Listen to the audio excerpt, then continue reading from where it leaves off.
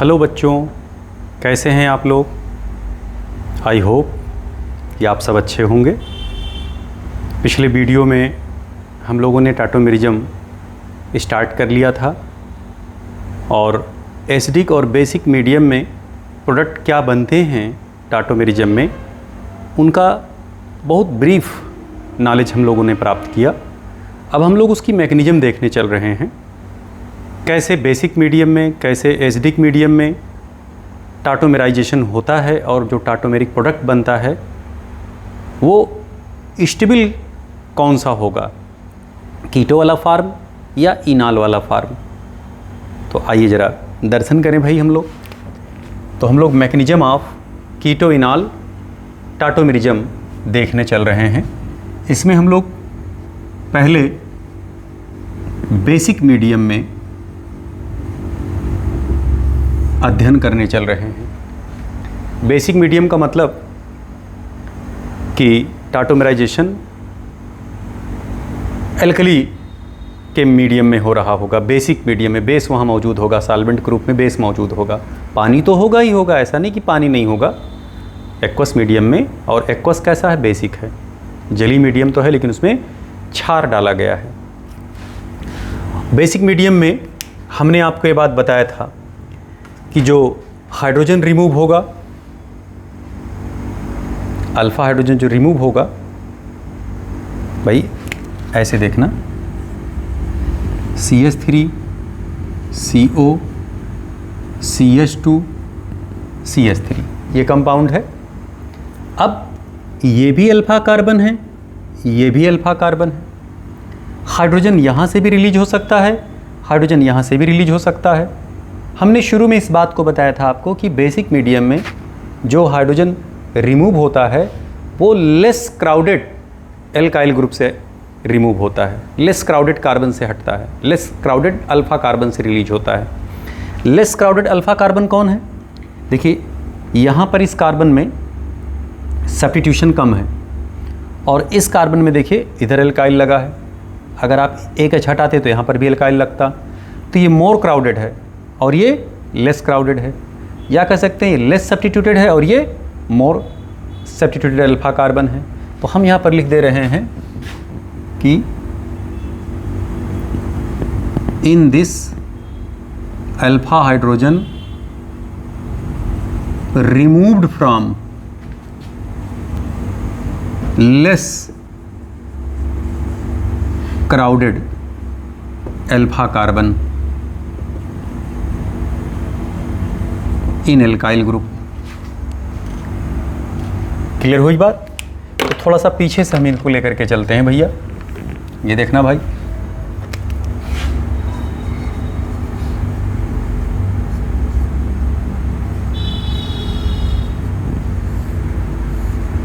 यहाँ पर हम मीडियम को बेसिक रख रहे हैं। अच्छी तरह से आपको पता है कि ये -I ग्रुप है, ठीक। -I ग्रुप क्या होते हैं? इलेक्ट्रॉन विदड्राइंग ग्रुप होते हैं बेटा।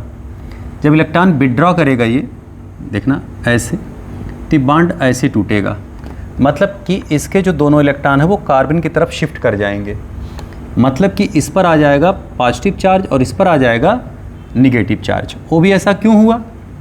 क्यों ही इलेक्ट्रॉन विदड्राइंग ग्रुप हैं? क्योंकि C और O में O की इलेक्ट्रोनिगेटिविटी ज़्यादा है, तो ये इलेक्ट्रॉन खींच रहा होगा। खींचने की वजह से यहाँ देखिए स्ट्रेस जनरेट होगा और बॉन्ड यहाँ का टूट जाएगा और इस H+ पर जो मीडियम का बेस है ये अटैक करेगा। क्लियर हुई बात? तो अब अगले स्टेप में क्या होगा, इसको थोड़ा सा हम ऐसे बड़ा बना दे रहे हैं। अगले स्टेप में क्या होगा, यहाँ से वाटर एलिमिनेट हुआ क्योंकि इस OH ने, इस बेस ने प्रोटॉन को ट्रैप किया, ठीक। अब देखिए सिचुएशन क्या बन कर के आया, CH2 - CO, ये हुआ R। ओके, ये क्या बना बेटा, ये कार्बन आयन।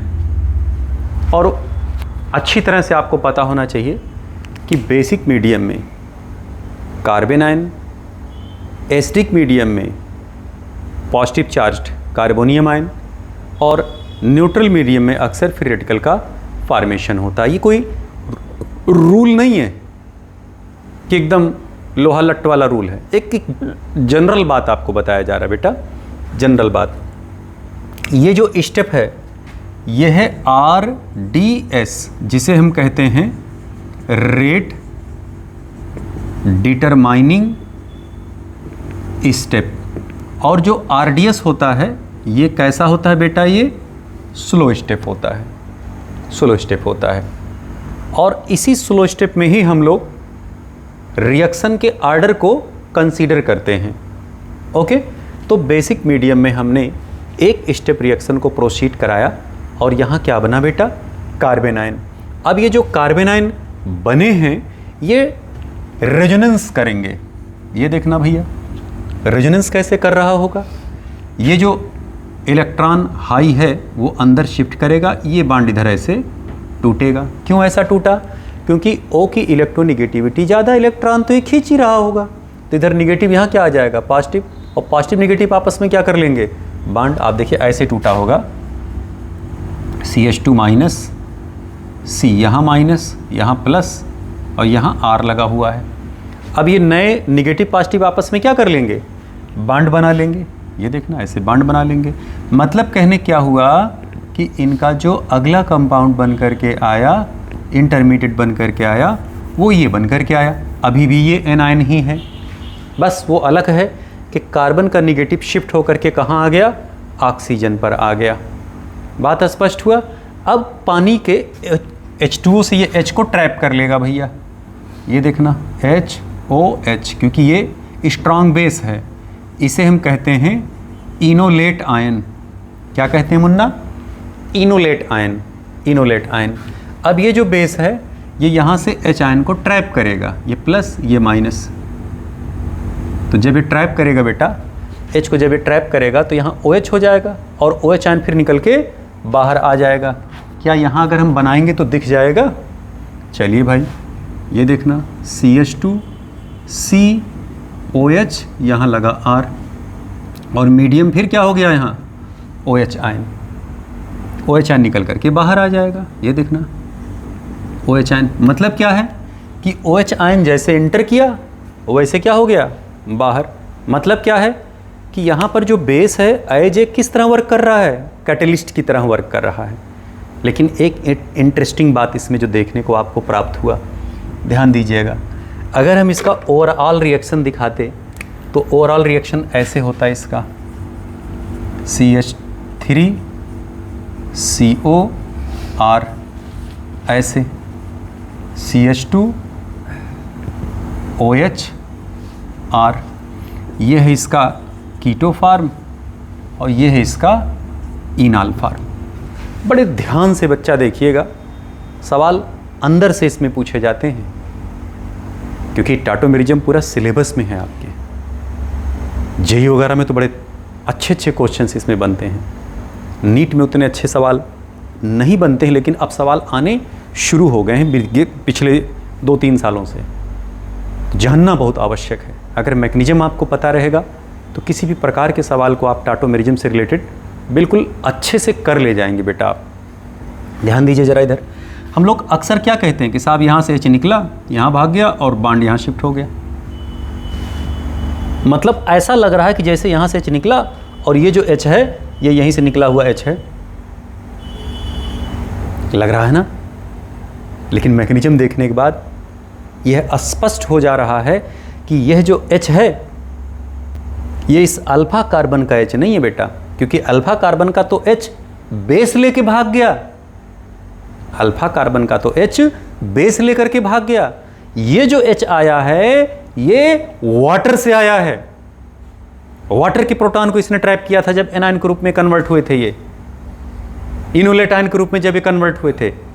आप ध्यान से देखें इस मैकेनिज्म को, आप तो ऐसे हवा में आप उड़ा दिए, आपको लग रहा गुरुजी फालतू की चीज़ें बता रहे हैं, फालतू की बातें हमको समझा रहे हैं। फालतू की बातें अभी आपको लग रही होंगी, जब आप हायर क्लासेस में जाएंगे या जब आप क्लास पढ़ लेंगे या जब आप टॉपिक तैयार कर लेंगे, इस टाइप के क्वेश्चन में जब आप फंसेंगे तब आपको वहाँ एहसास होगा कि नहीं गुरुजी ने फालतू बात नहीं बताई थी, बहुत काम की बात बताई थी। और काम की बात को फिर से हम आपके काम के रिस्पेक्ट में बात दिखाने चल रहे हैं। फिर से देख लें एक बार, ये देखिए इस H को कौन ट्रैप किया, बेस लेके भागा, तो क्या इसका H यहाँ ऑक्सीजन के पास पहुँचा माइग्रेट करके?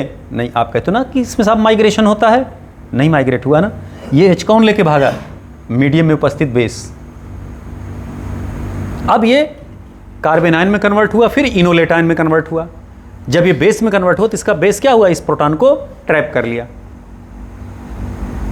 बोले, इस प्रोटॉन को ट्रैप किया।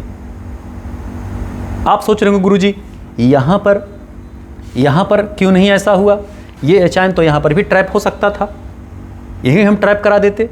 अरे अगर आप यहां ट्रैप कराते तो फिर CH3 के रूप में कन्वर्ट हो जाता, फिर वहीं पहुंच जाता। और दूसरे, अगर आप इनमें और इनमें स्टेबिलिटी देखेंगे तो इस कार्बन आयन से ज़्यादा स्टेबिलिटी इस इनोलेट आयन की है। कारण उसके पीछे क्या है? क्योंकि यहाँ इलेक्ट्रोनिगेटिव एटम पर इलेक्ट्रोनिगेटिव चार्ज है और यहाँ इलेक्ट्रोपॉजिटिव एटम पर इलेक्ट्रोनिगेटिव चार्ज है। अगर इलेक्ट्रोपॉजिटिव पर इलेक्ट्रोपॉजिटिव चार्ज हो और इलेक्ट्रोनिगेटिव पर इलेक्ट्रोनिगेटिव चार्ज हो तो वो मॉलिक्यूल ज़्यादा स्टेबल होता है। एटम जिस नेचर का हो उस नेचर का अगर वो चार्ज रखते हैं तो उनकी स्टेबिलिटी हाई होती है। लेकिन अगर एटम जिस नेचर के हैं आप उसका अपोजिट चार्ज अगर उस पर डेवलप कराएंगे तो वो अक्सर अनस्टेबल होते हैं। ये बात अभी आगे जब रिएक्शन मैकेनिज्म आपको पढ़ाया जाएगा तो बहुत विस्तार से इस चीज़ की चर्चा करी जाएगी बेटा। आगे छोटी छोटी बातें हैं जो आपको अभी से ध्यान रखते हुए चलना है, छोटी छोटी बातें जो आपको एकदम खोपड़ी में बैठाते हुए लेकर के चलना है। तो समझने की कोशिश करें, खोपड़ी में बैठाने की कोशिश करें। अब देखिए सवाल इस पर बन कैसे सकता था, क्वेश्चन पूछा कैसे जा सकता था। ऐसे देखिए सवाल दे देगा CH3 CO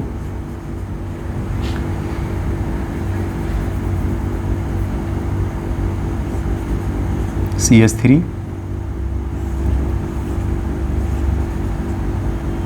बेसिक मीडियम में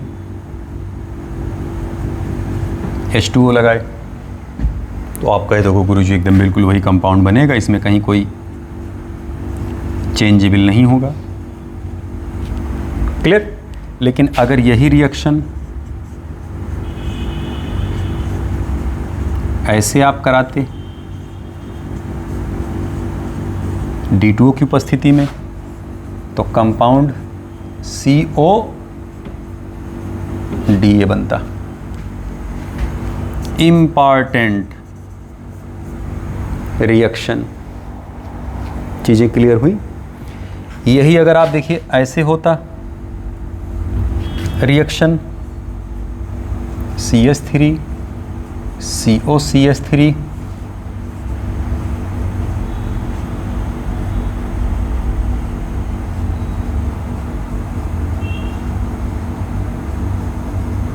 तब भी यही कंपाउंड बनता। ये ड्यूटरॉक्साइड आयन है।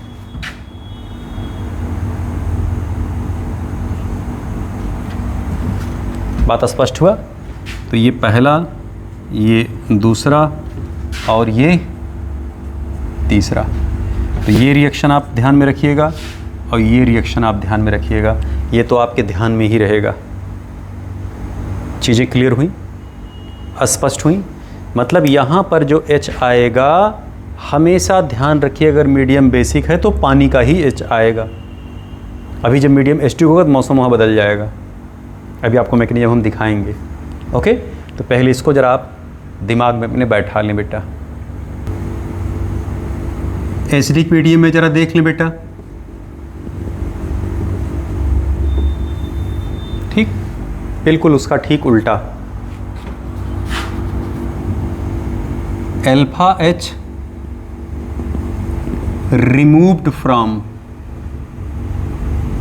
more crowded alpha carbon in alkyl group, more crowded alpha carbon in alkyl group। Example के तौर पर जैसे CH3 COR मीडियम की बार कैसा है? एसिडिक। पहले मीडियम कैसा था? बेसिक। जब बेस था यहाँ OH आयन तब उस केस में बेस पे अटैक नहीं कर रहा था क्योंकि इलेक्ट्रॉन रिच सेंटर है ये, और OH आयन भी इलेक्ट्रॉन रिच सेंटर था तो यहाँ नहीं अटैक कर रहा था। वो क्या कर रहा था? यहाँ के H को, अल्फा H को जो एसिडिक H है उसको ट्रैप कर रहा था। ओके, अब मीडियम देखिए एसिडिक हो गया। अब ये आयन को तुरंत ये ट्रैप करेगा क्योंकि यहाँ इलेक्ट्रॉन रिच सेंटर है, ये इलेक्ट्रॉन डिफिशिएंट है, ये इलेक्ट्रोफाइल है, ये न्यूक्लियोफाइल है। तुरंत बेटा क्या करेगा, ये अटैक करेगा। ये क्या करेगा, इसके आयन को ट्रैप कर लेगा। यह स्टेप फास्ट होगा, जबकि उसमें पहला स्टेप स्लो था और दूसरा फास्ट था। हम फास्ट लिखे नहीं थे क्योंकि जो स्लो स्टेप होता है उसी को दिखाया जाता है। यहाँ स्टेप को इसलिए हमें फास्ट लिखना पड़ रहा है क्योंकि आप ऐसा कंफ्यूज न हो जाएं इसमें, इसलिए हमने इसको यहाँ फास्ट दिखाया। इसका अगला स्टेप स्लो होता है। एचाइन तुरंत ही ट्रैप करेगा। जब एचाइन ट्रैप करेगा बेटा, ये देखना, तुरंत इसके ऊपर आ जाएगा पॉजिटिव चार्ज। क्यों पॉजिटिव चार्ज आ जाएगा, क्योंकि H+ के साथ इस पर जा रहा है। जब ये बॉन्ड बनाएगा तो इस पर चार्ज अपना ये ट्रांसफ़र कर देगा ऑक्सीजन के ऊपर। अभी आगे जब रिएक्शन मैकेनिज्म आपको पढ़ाया जाएगा तो वहाँ पर आपको बताया जाएगा कि बॉन्ड बनने के 4 कंडीशन होते हैं। 4 तरह से बॉन्ड बन सकता है। 4 के अलावा 5वां है ही नहीं तरीका बॉन्ड बनने का। ऑर्गेनिक केमिस्ट्री की हम बात मुख्य रूप से कर रहे हैं। और बॉन्ड टूटने के 2 तरीके, या तो होमोलिसिस या हेट्रोलिसिस। कब होमो होगा कब हेट्रो होगा, सब चर्चाएं जब आपको रिएक्शन मैकेनिज्म पूरी पढ़ाई जाएंगी आगे, तो वहाँ बहुत विस्तार से, बहुत डिफाइंड वे में, पूरी अरेंज्ड वे में पूरी चर्चा एकदम किया जाएगा। एक एक बात आपको समझाएगा और बड़ी बेसिक से बातें की जाएंगी बेटा, एकदम आधारिक स्तर पर बातें होंगी और एक एक चीज़ आपके समझ में आएगा। ज़रा ध्यान दें भाई इधर, जैसे इसके ऊपर पॉजिटिव चार्ज आया, अभी क्या करेगा, इलेक्ट्रॉन खींचेगा। क्योंकि इसके ऊपर पॉजिटिव चार्ज आ गया, इसकी इलेक्ट्रोनेगेटिविटी बढ़ गई नॉर्मल से, तो करे क्या, इलेक्ट्रॉन इधर खींचेगा। तो जैसे यहाँ पॉजिटिव को नेगेटिव मिला तो यहाँ क्या आ जाएगा, पॉजिटिव। और जैसे यहाँ पॉजिटिव चार्ज आया, इसकी इलेक्ट्रोनेगेटिविटी नॉर्मल से बढ़ेगी, इलेक्ट्रॉन अभी खींचेगा तो तुरंत ये इधर से इलेक्ट्रॉन खींच लेगा, तुरंत एच आयन निकल करके बाहर आ जाएंगे। या अगर हम इसको ऐसे ऊपर दिखाए होते अगर, तो थोड़ा ऊपर से अच्छा लगता देखने में, ऐसे लगता अच्छा, ठीक है। तो अब अगर बॉन्ड टूट गया तो देखिए जरा सिचुएशन क्या होगा। बॉन्ड टूट करके यहाँ टूटेगा निगेटिव, ऐसे था, ये बॉन्ड टूटा तो उधर जाएगा निगेटिव, तो निगेटिव पॉजिटिव हो जाएंगे न्यूट्रल, और इस पर क्या आएगा, एक नया पॉजिटिव चार्ज, ये हुआ R, और यहाँ आएगा H+। निगेटिव पॉजिटिव दोनों क्या कर लेंगे, ये देखना, ऐसे बॉन्ड बना लेंगे, इनॉल बना, H आयन निकल जाएगा। तो यहाँ से H आयन प्लस निकल के बाहर आया, ये स्टेप इनका स्लो होगा और कंपाउंड देखिए बन करके तैयार हो गया। क्लियर बात, तैयार हो गया। ये स्टेप फास्ट है और ये स्टेप स्लो है। Slowest step is the rate determining step, यही RDS होते हैं। चीज़ स्पष्ट हुआ। अब इसमें सवाल कैसे बनेंगे, सवाल कैसे पूछा जाएगा। अब जैसे CH3 है, CO CH3, तो यहाँ कोई लड़ाई नहीं है। H+ आपने लिया, H2O लिया, ठीक है। ये देखना भैया, CH2 COH और ये हो गया CH3, यही H यहाँ जा कर के लगा है। लेकिन अगर यहीं पर हम रिएक्शन D+ और H2O लेकर के चल रहे होते, तो अब ये D+ यहीं O पे जाकर लगता, तो कंपाउंड क्या बनता, CH2C OD CH3। स्पष्ट हुआ, चीज़ें क्लियर हुई, चीज़ें स्पष्ट हुई बेटा, ओके। तो इसको आप ज़रा लिख लीजिएगा, फिर आपको भी हम कंपेयर करके दिखाते हैं कि एसिडिक और बेसिक मीडियम में कैसे कंपाउंड का फॉर्मेशन होगा। इसको बना ली। आइए ये 2 एग्जाम्पल हम ले रहे हैं, एकदम अभी एसिडिक बेसिक का चक्कर आपको बिल्कुल स्पष्ट हो जाएगा कि कंपाउंड कौन किधर ज़्यादा स्टेबल होगा। अच्छा याद रखिएगा, जो कंपाउंड आप बना रहे थे उसमें दोनों कंपाउंड बनते हैं, लेकिन मेजर और माइनर का चक्कर होगा। जैसे आप ये कंपाउंड बना रहे हैं, इसका टाटोमराइजेशन करा रहे हैं, चलिए इसको हम एसिडिक मीडियम में करा देते हैं, ठीक है। और आपको अच्छी तरीके से पता है कि अगर मीडियम एसिडिक होगा तो अल्फा H कहाँ से रिमूव होगा, बड़े वाले एल्किल से, ठीक है, लार्जर वाले से, यानी यहाँ से H रिलीज होगा तो देखना कंपाउंड ये बनेगा।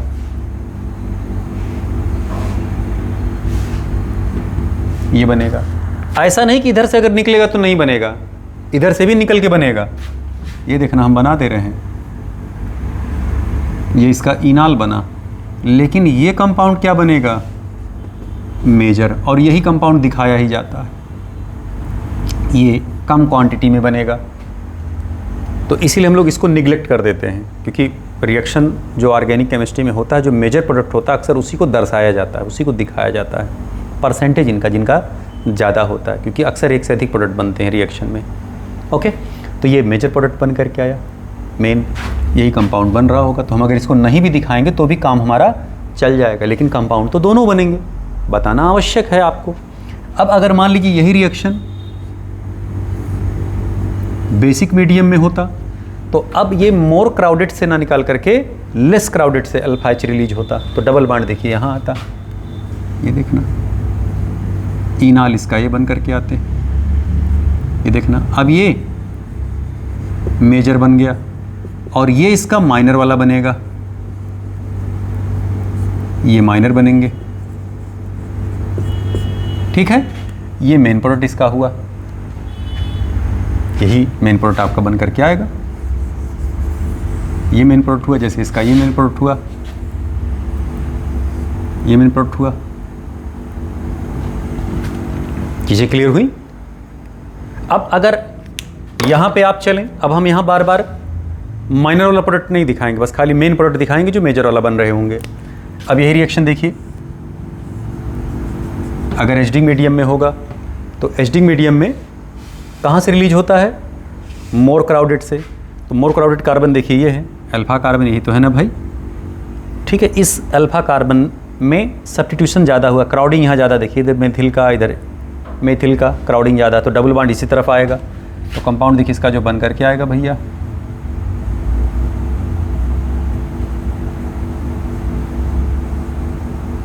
ये मेन प्रोडक्ट बना, मेजर ही दिखा रहे हैं। और अगर आप इधर लेकर के चलते तो कंपाउंड देखिए कौन सा बनता, बेसिक मीडियम में, बेसिक मीडियम में लेस कार्बन से सब्स्टिट्यूशन होगा, यहाँ से तब बनेगा बेटा, तो कंपाउंड इसका देखिए बन करके आया।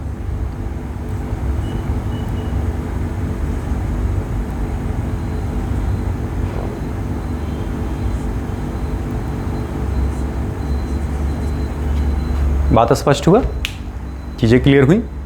तो किसमें कौन मेजर बनेगा, कौन माइनर बनेगा, शायद आपको ये बात अच्छी तरह से समझ में आ गया होगा। तो ये इसकी मैकेनिज्म है पूरी बेटा, टाटोमेरिज्म की पूरी ये मैकेनिज्म है।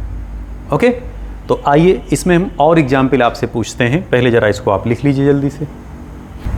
आइए, अब ये दोनों एग्जाम्पल हम लेकर के चल रहे हैं, ये सब थोड़े टिपिकल एग्जाम्पल हैं।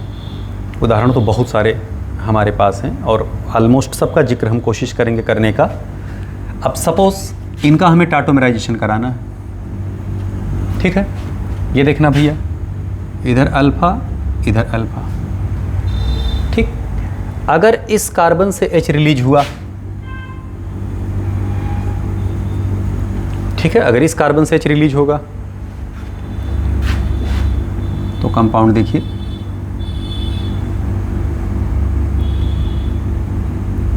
ये H इधर गया और बॉन्ड यहाँ शिफ्ट हुआ। वो अलग बात है हम कहाँ से H आएगा, मीडियम से H आता है तो हम ऐसी जनरली इसको दिखा देते हैं, शिफ्टिंग ऐसे ही होता होगा, जबकि आपको मैकेनिज्म हमने पूरा दिखाया, ठीक है। तो हम इसको अब बना नहीं रहे हैं बार बार, ठीक है। तो H यहाँ भागा और डबल बॉन्ड यहाँ शिफ्ट कर जाएगा। ये बना इसका, ये कीटो फॉर्म था, ये इसका इनाल हुआ। अगर इस तरफ से H रिलीज होता तो कंपाउंड देखिए बन करके आएंगे,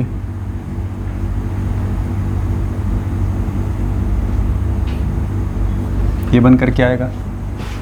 अब अगर हम आपसे पूछें कि बताइए ये अल्फ़ा 1 है और ये अल्फ़ा 2 है, इस कीटो कंपाउंड का जब इनाल बनाया जाएगा तो कौन सा अल्फ़ा का हाइड्रोजन रिलीज होगा, अल्फ़ा 1 का कि अल्फ़ा 2 का कि दोनों का? तो आप कहेंगे साहब दोनों का हो सकता है। मेजर प्रोडक्ट कौन देगा? जब आप अल्फा 2 से हाइड्रोजन को रिमूव कराएंगे, क्योंकि यहाँ देखिए double bond single bond double bond और डबल बॉन्ड सिंगल बॉन्ड और ये लोन पेयर, यहाँ पर एक्सटेंडेड कॉन्जुगेशन हो रहा है, कॉन्टिन्यूअस कॉन्जुगेशन हो रहा है।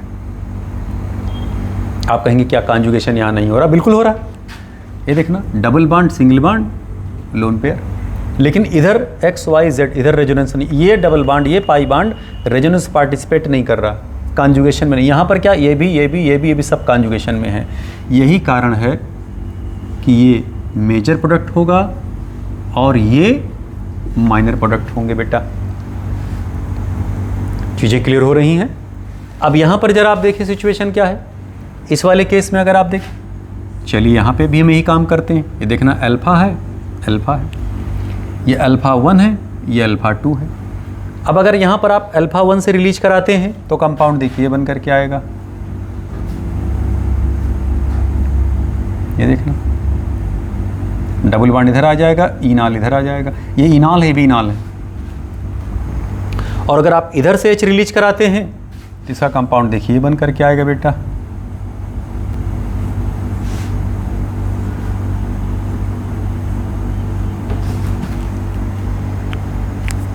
अब इन दोनों में बताइए, ये A है और ये B है, कौन ज़्यादा स्टेबल होगा? बोले कौन ज़्यादा स्टेबल होगा? जो ज़्यादा स्टेबल होगा वही मेजर प्रोडक्ट बना रहा होगा। जो ज़्यादा स्टेबल होगा वही तो मेजर प्रोडक्ट बना रहा होगा बेटा। अब ज़रा ध्यान से देखें यहाँ पर, अगर आप यहाँ देखें तो ये sp2 सेंटर है और यहाँ पर अगर आप देखें तो ये sp3 कार्बन है। यहाँ पर देखिए ये भी sp3 है, ये भी sp3 था। कार्बन sp3 रहेगा तब ज़्यादा स्टेबल होगा, या यदि कार्बन sp2 होगा तो ज़्यादा स्टेबल होगा, या कार्बन अगर sp के रूप में होगा तब ज़्यादा स्टेबल होगा।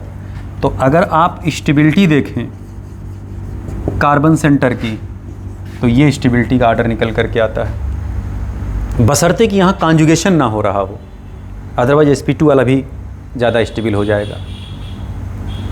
क्यों ऐसा हुआ sp3 सेंटर का? क्योंकि यहाँ कार्बन ज़्यादा रिलैक्स्ड कंडीशन में होगा बेटा। अगर sp3 सेंटर होगा तो ज़्यादा रिलैक्स्ड कंडीशन में होगा, और अगर sp2 सेंटर हुआ तो अब यहाँ स्ट्रेन हो जाएगा, एंगल स्ट्रेन जनरेट कर जाएगा। तो जितने ज़्यादा एंगल स्ट्रेन होगा उस साइक्लिक रिंग की स्टेबिलिटी उतने कम होगी। तो आप यहाँ कह सकते हैं कि यहाँ पर मोर स्ट्रेन है, मोर स्ट्रेन, और यहाँ पर क्या है लेस स्ट्रेन। तो ये कंपाउंड कैसा हो जाएगा? मेजर। और ये वाला कैसा हो जाएगा? माइनर। शायद आप समझ गए होंगे कि इस रिएक्शन में ये कंपाउंड बन रहा होगा और ऊपर वाले में टाटोमेराइजेशन में ये कंपाउंड बन रहा होगा। क्यों ये हुआ? यहाँ पर एक्सटेंडेड कॉन्जुगेशन हो रहा है, एक्सटेंडेड रेजोनेंस हो रहा है। बात स्पष्ट हुआ? चीज़ें क्लियर हुई? तो बहुत सारे टिपिकल सवाल जनरेट हो सकते हैं टाटोमेरिज्म में, और हम उन क्वेश्चंस पर भी प्रकाश डाल रहे हैं, आपको समझाने की कोशिश कर रहे हैं। अब हम आपके लेवल के छोटे सवाल कराते हैं जो आपके ढेर सारे गाइडों में दिए गए हैं, और क्वेश्चंस हम आपसे भी पूछते हैं, और देख करके आप बताइए कि इनमें से कौन कंपाउंड टाटोमेरिज्म शो करेगा, कौन नहीं करेगा। तो चर्चा अभी आगे हो रहा है। आप अपने पर्चा में पहले इस बात को, इस बिंदु को शामिल कर लें भाई। अब जैसे मान लीजिए ये कंपाउंड हुआ, इसका देखिए हम टाटोमर बना रहे हैं, इधर तो अल्फा H है नहीं, ठीक है। इसका या तो इधर से बनाइए और इसका या तो इधर से बनाइए, यही अल्फा H है। यहाँ पर कंपाउंड देखिए आप बनाएंगे इससे, ये देखना यहाँ OH,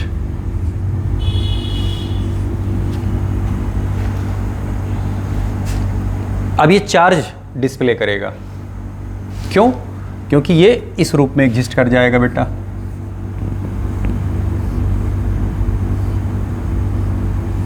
यहाँ प्लस, यहाँ प्लस। क्लियर बात? अब अगर आप इस कंपाउंड को आप देखेंगे तो बहुत ध्यान से अगर आप देखें तो यहाँ पर 100% इनॉल बन रहा है। क्यों? क्योंकि कंपाउंड कैसा हो जा रहा है? एरोमेटिक। यहाँ 2 पाई इलेक्ट्रॉन परसिस्ट कर रहा है, साइक्लिक रिंग में साइक्लिक कॉन्जुगेशन हो रहा है, प्लेनर स्पीसीज बन रहे हैं ये। आप कहेंगे गुरुजी कैसे हम पहचानेंगे कि कौन एरोमेटिक है, कौन एंटी एरोमेटिक है, कौन नॉन एरोमेटिक है? तो ये बात अभी हम आगे आपको बताएंगे। जब रिएक्शन मैकेनिज्म पढ़ेंगे आप तो वहाँ पर बहुत विस्तार से चर्चा होगी, बहुत डिटेल में बातें होंगी बेटा, बहुत विस्तार से। रिएक्शन मैकेनिज्म पढ़ने के बाद आपको मस्ती आ जाएगी और सारे रिएक्शन आपको बिल्कुल एकदम सस्ती लगने लगेंगे, कठिन कोई नहीं लगेगा, सब बिल्कुल आसान लगने लगेंगे बेटा। क्लियर बात? तो इन रिएक्शंस को भी ज़रा लिख लीजिए जल्दी से। अब ये कंपाउंड एक है, हालांकि ये सवाल पूछा भी गया था। अब देखना यहाँ पर बेटा इस कीटो के अराउंड ये अल्फा कार्बन है, ये अल्फा कार्बन, ये अल्फा 1 है, ये अल्फा 2 है। सवाल ये पूछा भी जा चुका है बिफोर लास्ट ईयर, 2 साल पहले नीट में ये एग्ज़ाम में आया हुआ सवाल है। अब अगर आप इसमें अल्फा 1 पर सब्स्टिट्यूशन कराएंगे तो कंपाउंड देखिए बनेगा,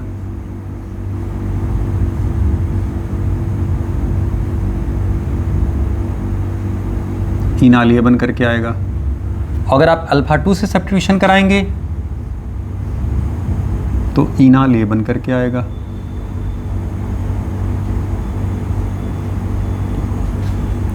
ये कंपाउंड लेकिन नहीं बनेगा, ये कंपाउंड बनेगा। आप कहेंगे गुरुजी ये कंपाउंड क्यों नहीं बना?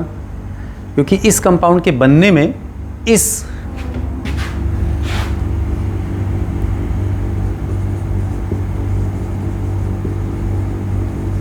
ब्रिज हेड कार्बन का इन्वॉल्वमेंट हो रहा है। एकदम दिमाग में बैठा लें कि जो ब्रिज हेड कार्बन होता है इस पर माइग्रेशन या सब्स्टिट्यूशन संभव नहीं होता ड्यू टू रिजिडिटी। अब ये बात आगे जब रिएक्शन मैकेनिज्म आप पढ़ेंगे तो वहाँ हम आपको बताएंगे न्यूक्लियोफिलिक सब्स्टिट्यूशन रिएक्शन में। तो हम यहाँ लिख दे रहे हैं सब्स्टिट्यूशन या कह सकते हैं migration at bridgehead carbon is not possible. क्यों? Due to rigidity. स्पष्ट हुई बातें? ये कंपाउंड स्टेबल कर जाएगा।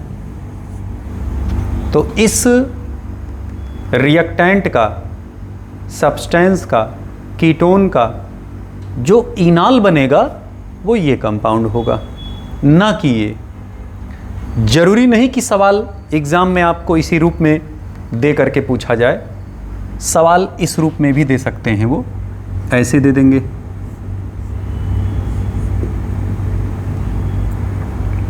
बल्कि इसको बाहर की तरफ निकाल दीजिए ऐसे।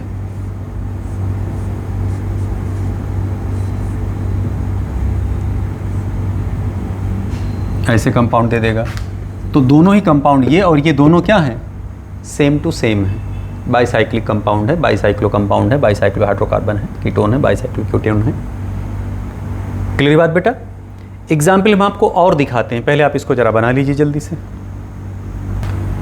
आइए जरा एक दो डाई कीटो वाले कंपाउंड देखते हैं। अब अगर आप यहाँ देखें और आपसे सवाल पूछा जाए, ये पहला कंपाउंड है, ये दूसरा कंपाउंड है, इस कंपाउंड में कीटो की स्टेबिलिटी ज़्यादा होगी कि इसके इनॉल की स्टेबिलिटी ज़्यादा होगी? तो दिमाग में बैठा लें, अगर ओपन चैन है और विश डाई ओन है, ये जो हम कंपाउंड लेके चल रहे हैं वो विश डाई ओन लेके चल रहे हैं, ठीक है। विश डाई ओन में अगर ओपन चैन है तो कीटो मोर स्टेबल होगा इनॉल से। और अगर क्लोज्ड चैन है तो कीटो लेस स्टेबल होगा इनॉल से। इस बात को अपने दिमाग में बेटा कहीं बैठा लें। कैसे? अब जरा दर्शन करिए कैसे। अगल बगल है, यहाँ देखिए लोन पेयर लगे हुए हैं लल्ला, ठीक है, तो यहाँ होगा repulsion between lone pair electron. तो इससे क्या होगा? Rotate around sigma bond. अब यहां पर क्या होगा? इस सिग्मा बॉन्ड के अराउंड क्या कर जाएंगे? रोटेट हो जाएंगे। तो अगर रोटेट हो जाएंगे तो देखिए ऐसे कन्वर्ट हुए, ऐसे कन्वर्ट हो गए। CH3 यहाँ लगा, CH3 यहाँ जगह, और ये हो गए स्टेबल। अब धक्का नहीं लग रहा। अब अगर मान लीजिए आप आगे इनॉल इसका बनाना ही चाहते हैं तो आगे की तरफ कम, पीछे की तरफ ज़्यादा भागने की कोशिश करेंगे, क्योंकि यहाँ रिपल्सन कम, स्टेबिलिटी ज़्यादा है। अगर इधर से H आप निकालेंगे, इधर से तो निकाल नहीं सकते, इधर से निकालेंगे तो कंपाउंड देखिए इसका ये ऐसे बन करके आएगा।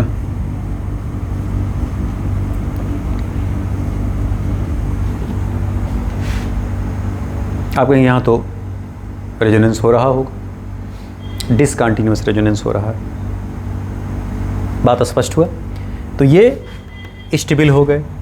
तो ओपन चैन में कीटो का स्टेबिलिटी इनॉल से ज़्यादा होगा, कीटो कंटेंट इनॉल से ज़्यादा बनेगा। अब यहीं पर अगर आप क्लोज्ड चैन में आ जाएं तो अब जरा बताइए क्या ये अब ये घूम पाएंगे किसी तरफ? नहीं साहब, नहीं घूम सकते। क्यों? क्योंकि साइक्लिक रिंग के साइक्लोएल्केन में यहाँ पर सिग्मा बॉन्ड के अराउंड फ्री रोटेशन संभव नहीं है, जबकि यहाँ पर क्या था? फ्री रोटेशन था, फ्री रोटेशन था। अब यहाँ पे क्या हो गया? रोटेशन लॉक्ड हो गया, अब रोटेशन नहीं हो रहा है। तो अब जब रोटेशन नहीं हो रहा है तो आप इधर से H हटाइए और इसका इनॉल बना दीजिए।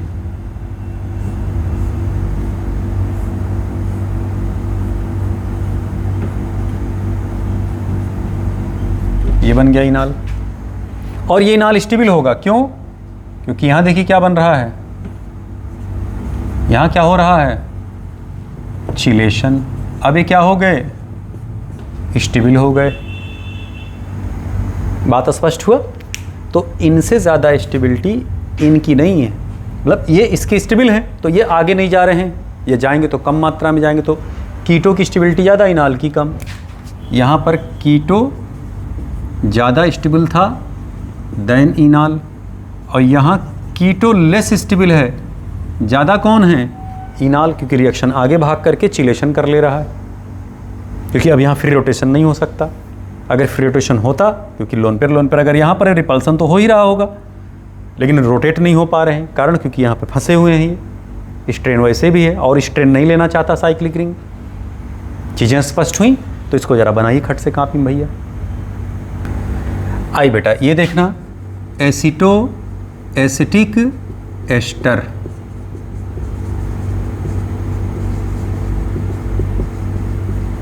ये कंपाउंड है।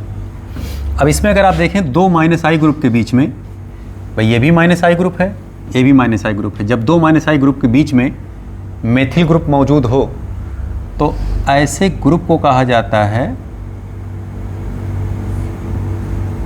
AMG, active methylene group. Active methylene group ऊपर चला गया है, इसको हम नीचे कर देते हैं। यह है AMG, active methylene group. Clear बात? एक्टिव मिथाइलिन, ये इसका जो H है हाईली एसिडिक है, हाईली एसिडिक H बेटा, हाईली एसिडिक है, तेजी से निकलेगा, जैसे बंदूक की गोली नहीं निकलती है, खूब तेजी से H रिलीज होगा। क्यों? दो -I ग्रुप के साथ लगा हुआ है, एक -I ग्रुप के साथ लगता है तो H ऐसे ही एसिडिक हो जाता है, रिलीज हो जाता है जल्दी से। अब दो -I ग्रुप लगे तो H निकलने के लिए एकदम तड़प रहा होगा, बेताब होगा एकदम। तो अब अगर आप यहाँ से H निकालोगे, ठीक है, तो देखना कंपाउंड ये बना CH3 CO, सॉरी यहाँ OH होगा, CH CO OC2H5। और अगर आप इधर से H निकालते इस टर्मिनल से, क्योंकि अल्फ़ा दो हैं, इधर भी अल्फ़ा इधर भी अल्फ़ा, ये अल्फ़ा 1 अल्फ़ा 2, अगर अल्फ़ा 1 से आप निकालते तो इसका कंपाउंड दूसरा ही बन करके आता।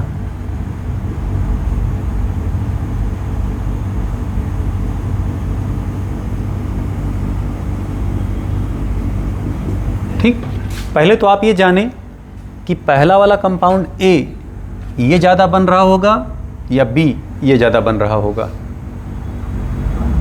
तो आपके नॉलेज के लिए बता दें कि ये मेजर प्रोडक्ट होगा, मेजर प्रोडक्ट। जाहिर सी बात ये माइनर हो जाएगा। आप कहेंगे क्यों गुरुजी, ज़रा जान ले भैया क्यों ऐसा हो रहा है। जब यहाँ डबल बॉन्ड बनेगा तो इस कार्बन कार्बन के बीच में क्या है, दूरी और घट जाएगी, क्योंकि बॉन्ड स्ट्रेंथ बढ़ गई तो बॉन्ड लेंथ घट जाएगी, दूरी कम हुई। यानी ये दोनों ग्रुप कहाँ आए और पास पास। तो जब दोनों ग्रुप पास पास आएंगे बेटा तो इनमें देखिए इंटरेक्शन बढ़ जाएगा। ये बॉन्ड कौन सा हुआ, हाइड्रोजन बॉन्ड। चिलेशन देखिए हो गया, रिंग बन गया ना, एक्स्ट्रा रिंग। और यहाँ पर क्या कहानी है, यहाँ जब डबल बॉन्ड बनेगा तो यहाँ खिसक जाएगा, तो इनके बीच की दूरी क्या होगी, बढ़ जाएगी। अगर बढ़ जाएगी तो चिलेशन क्षीण होगा, वीक चिलेशन होगा। यहाँ अगर चिलेशन आप करोगे तो बहुत वीक चिलेशन है, वीक चिलेशन। और यहाँ पर क्या होगा, स्ट्रांग चिलेशन, स्ट्रांग चिलेशन। तो जाहिर सी बात अगर स्ट्रांग चिलेशन होगा तो स्टेबिलिटी इसकी बढ़ जाएगी। और वैसे भी जो इस कंपाउंड को आप देख रहे हो एक्चुअल में इस रूप में नहीं एग्जिस्ट कर रहा, ये रिंग बना ले रहा है। रिंग, रिंग कैसे बना रहा है जरा देखना, ये देखना कैसे रिंग बन रहा है बेटा। COH OC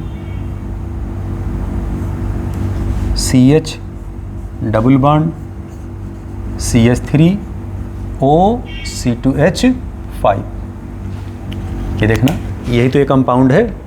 नंबरिंग अगर आप करना चाहें देखना तो हो जाएगा 1 2 3 4, गिन लीजिए ऐसे 1 2 3 4।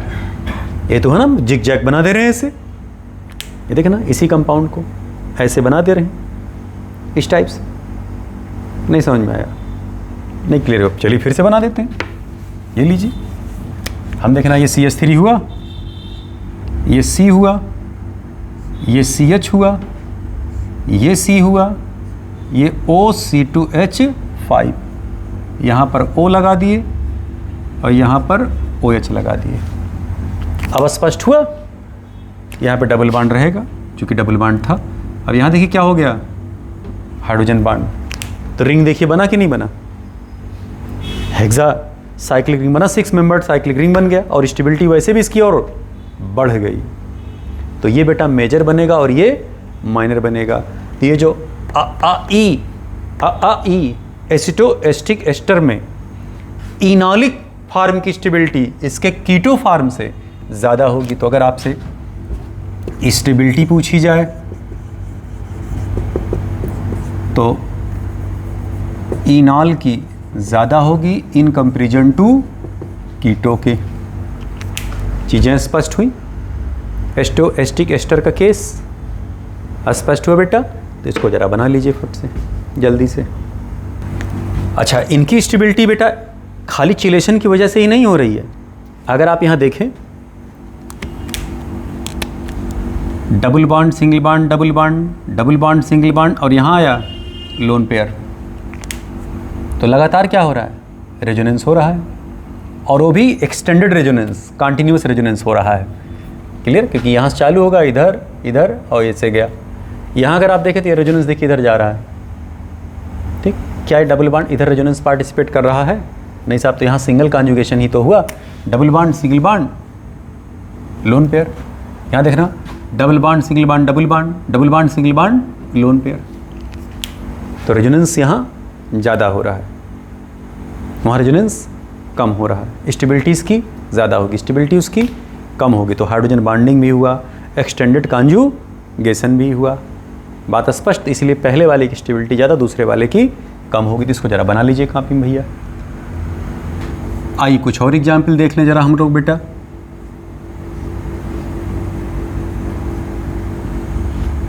इसको ऐसे ले लें हम लोग, ये कंपाउंड है, क्लियर बात। इस कंपाउंड का हम लोग टाटोमराइजेशन कराते हैं भाई। ये इसका कीटो फार्म है, इसका इनाल फार्म हम लोग बनाने चल रहे हैं भाई। इधर देखना, ये अल्फा 2 है, ये अल्फा 1 है।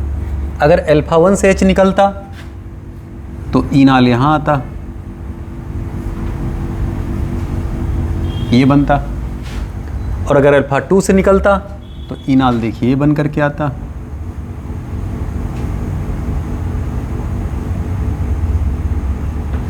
अब आप खुद बताइए स्टेबिलिटी किसकी ज़्यादा होगी? इसकी ज़्यादा होगी। ये मेजर बनेगा।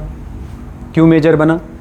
Double bond single bond, double bond double bond, single bond lone pair, ये देखना। तो एक्सटेंडेड रेजोनेंस हो रहा है कि नहीं हो रहा है? और यहाँ पर अगर आप देखेंगे तो रेजोनेंस खाली यहीं हो रहा है, X Y Z, X Y Z. यहाँ डबल बॉन्ड होना चाहिए था, यहाँ रेजोनेंस नहीं हो रहा है। डबल बॉन्ड सिंगल बॉन्ड आ गया, तो ये माइनर होगा और ये मेजर होंगे। ये सब मोनोकीटो कंपाउंड हैं, तो इनके केस में अगर आप स्टेबिलिटी देखेंगे तो इनाल का ज़्यादा हो रहा होगा इन कंपेरिजन टू कीटो के, इस कंपाउंड के केस में। या यही लिख सकते हैं आप कि कीटो से ज़्यादा इनाल का होगा इस कंपाउंड के केस में। यहाँ से इसको हटा देते हैं ऐसे, ठीक है। एग्जाम्पल एक दो और आप देख लें ज़रा। ये कंपाउंड देखें ज़रा भाई,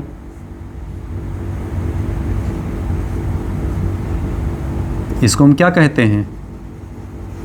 फिनोन। कौन सा कंपाउंड भैया? फिनोन। इसका अगर आप टाटोमेराइजेशन देखें तो ये इधर नहीं बल्कि आगे पूरा चला जाएगा। ये इनॉलिक की स्टेबिलिटी इसके ज़्यादा होगी। कैसे ज़्यादा होगी? ये देखना भाई, यहाँ का जो H है, ये देखना, ये अल्फ़ा पोजीशन हुआ, ये बीटा पोजीशन हुआ, ये गामा पोजीशन हुआ। यहाँ पर गामा हाइड्रोजन का माइग्रेशन हो रहा है। कैसे गामा हाइड्रोजन का माइग्रेशन हो रहा है बेटा? ज़रा ध्यान दें इधर। C और O में इलेक्ट्रोनिगेटिविटी किसकी ज़्यादा है? O की। तो बॉन्ड देखिए इधर टूटा, ठीक है। अब यहाँ आएगा पार्शियल निगेटिव, यहाँ आ जाएगा पार्शियल पॉजिटिव। अब इसकी इलेक्ट्रोनिगेटिविटी बढ़ी नॉर्मल से, बॉन्ड देखिए ऐसे टूटा, यहाँ आ गया पार्शियल निगेटिव, यहाँ आ गया पार्शियल पॉजिटिव। जैसे पार्शियल पॉजिटिव, अब ये टूट जाएगा यहाँ से निगेटिव, यहाँ आ जाएगा पॉजिटिव। अब जब पूरे बॉन्ड टूट जाएंगे तो ये देखना सिचुएशन ऐसे बन करके आएगा, यहाँ निगेटिव, यहाँ पॉजिटिव, यहाँ निगेटिव, यहाँ पॉजिटिव, यहाँ निगेटिव और यहाँ H+। सिचुएशन देखिए बना। पुराने बॉन्ड टूटते हैं, नए बॉन्ड बनते हैं। ये देखना नया बॉन्ड यहाँ बन जाएगा ऐसे। अच्छा, यहाँ डबल बॉन्ड पहले से था तो रख ही दे रहे हैं। यहाँ देखना नया बॉन्ड बना, ये देखना यहाँ नया बॉन्ड बना, ठीक है। अभी H+ यहाँ टहलेगा थोड़े, वो तुरंत क्या करेगा? यहीं जाके जुड़ जाएगा, ठीक है। तो जब जुड़ जाएगा वहाँ जा करके तो कंपाउंड देखिए हम यहाँ लगा दे रहे हैं ऐसे। ये हो गया H, नाम क्या हुआ? फीन में लग गया आल, तो नाम क्या हो गया? फिनाल। ये एरोमेटिक है और पहले यहाँ एरोमेटिक नहीं था ये, तो ये नॉन एरोमेटिक से एरोमेटिक में कन्वर्ट हो जाएगा जल्दी से। एरोमेटिक की स्टेबिलिटी बहुत ज़्यादा होती है, तो यहाँ पर ये 100% इनाल बनेगा। तो कीटो लगभग क्या है यहाँ पर? कीटो 0% हो जाता है। जैसे डालोगे तुरंत बेटा ये कन्वर्ट हो जाएगा एरोमेटिक में। या कुछ किताबें लिखती है साहब 99.99999% ये बनता है, इसका कहते हैं 0.00001%। मान लीजिए 0.00001% को हम जीरो ही मान ले रहे हैं। बात स्पष्ट हुआ? ऐसे देखिए एक एग्जाम्पल इसी में और है, देखिए ये वाला एग्जाम्पल है। ये कंपाउंड है, अब ये कीटो है। अब अगर आप इसको इनाल की तरफ ले जाओगे तो इधर देखना इसका इनाल कैसे बनेगा। यहीं का अल्फा H यहीं से निकलेगा तो आप यहाँ डबल बॉन्ड लगा दीजिए। यहाँ क्या लगा देंगे, OH। यहाँ देखिए डबल बॉन्ड पहले से था। अब ये क्या है, ये 0% बनेगा, ये क्या रहेगा 100%। इसके केस में कीटो इनाल से बहुत ज़्यादा होगा, इनके केस में कीटो से इनाल बहुत ज़्यादा होगा। आप कहेंगे गुरुजी इधर क्यों नहीं गया, 0% क्यों हुआ? क्योंकि अब ये कंपाउंड कैसा हो गया, एंटी एरोमेटिक। यहाँ पर 4 पाई इलेक्ट्रॉन आ गया।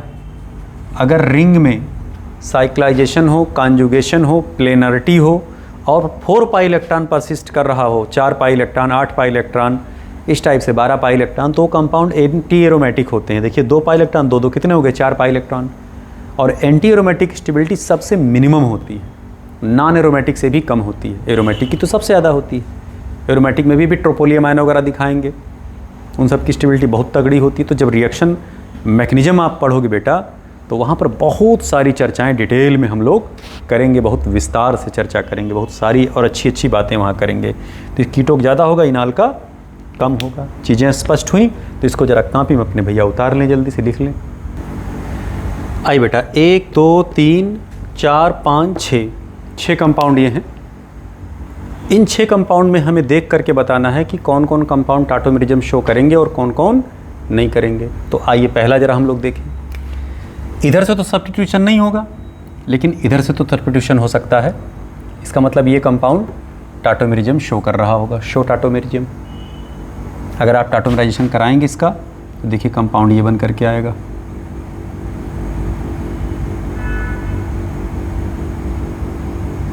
ये बन जाएगा। क्या ये कंपाउंड शो करेगा? नहीं साहब, ये नहीं शो करेगा टाटोमेरिज्म। क्यों? क्योंकि इधर ब्रिज हेड कार्बन है, इधर से सब्स्टिट्यूशन होगा नहीं, H निकलेगा नहीं, और यहाँ पर अल्फा H एब्सेंट है, आगे होगा नहीं फर्दर, इसलिए ये शो नहीं करेगा। क्या ये कंपाउंड शो करेंगे? आप देखिए इधर से तो नहीं होगा, इधर से भी नहीं होगा हाँ इधर से ज़रूर होगा, तो ये कंपाउंड शो कर रहा होगा। अगर इसका टाटोमर बनेगा तो देखिए कंपाउंड ये ऐसे बन करके आएगा।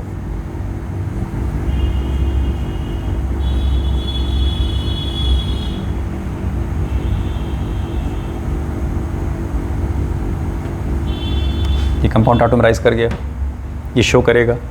क्या ये कंपाउंड शो करेगा? लैक्टोन है, बिल्कुल शो करेगा। इधर से नहीं, इधर से करेगा, इधर वाले का। ये देखना डबल बॉन्ड यहाँ आ जाएगा, बिल्कुल रेजोनेंस शो करेगा। ये क्या ये शो करेंगे? झमाझम करेंगे। क्यों? एरोमेटाइज कर जाएगा ये देखना, यहाँ का H यहाँ भागेगा और ये बॉन्ड शिफ्ट होकर के यहाँ आ जाएगा। ये देखना,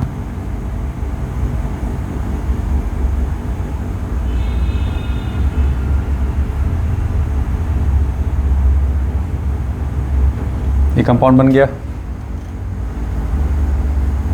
पिरिडीन था, पिरिडिनॉल हो गया। अरे भाई पिरिडीन था, पिरिडिनॉल हो गया। यहाँ जरा देखना, ये भी झमाझम करेगा रेजोनेंस।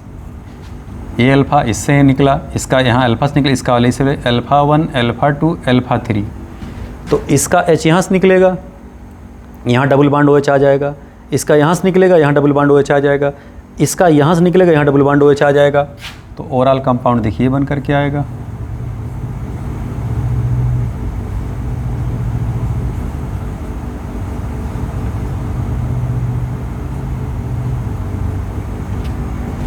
एरोमेटिक कंपाउंड हो गया। 100% भागेगा बेटा इधर, 100% भागेगा इधर। बात स्पष्ट हुआ? और अगर हम आपसे पूछें साहब बताओ ये शो करेगा कि नहीं शो करेगा?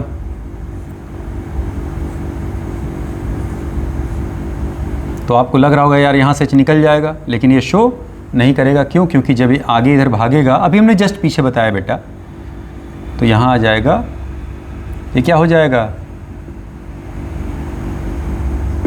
एंटी एरोमेटिक हो जाएगा। तो ये शो नहीं करेगा बेटा, ये शो नहीं करेगा। अभी जस्ट पीछे बताया गया कि एंटी एरोमेटिक हो जा रहे थे, ये बनेगा ही नहीं, 0% बन रहा है। क्लियर बात? तो ये हम पीछे डिस्कस कर चुके हैं, इसलिए इसको हम मिटा दे रहे हैं। ये लो भैया मिटाए दे रहे हैं। ठीक है, अब इसका ज़रा आप साफ सुथरा उतार लें कापी में अपने।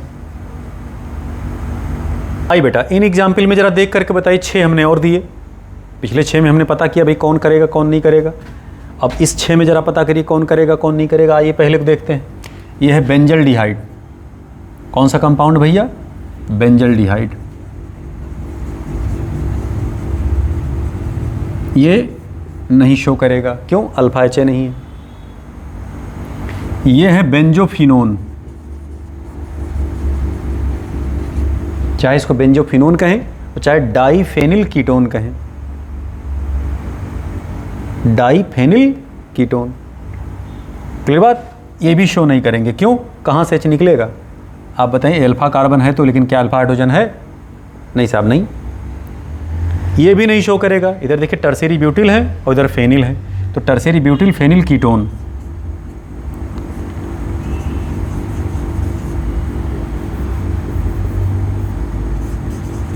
ब्यूटिल फेनिल कीटोन, ये भी नहीं शो करेंगे। भाई इधर अल्फा कार्बन तो है लेकिन हाइड्रोजन नहीं है, अल्फा कार्बन है लेकिन हाइड्रोजन नहीं है, गायब है, नहीं शो करेगा। बेंजोक्विनोन में आ जाए, क्या ये शो करेगा? नहीं साहब। ये देखना अल्फा है, अल्फा है। अच्छा, कुछ लोग लग रहा होगा साहब यहाँ तो अल्फा हाइड्रोजन तो है ही है, लेकिन क्या वो sp3 सेंटर है? नहीं, तो नहीं शो करेगा, H निकलेगा ही नहीं।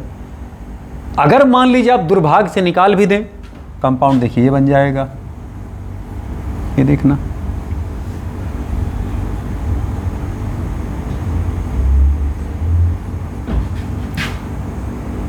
ये कंपाउंड बन जाएगा नॉट एग्जिस्ट। क्यों? क्यों? बिकॉज इन साइक्लिक रिंग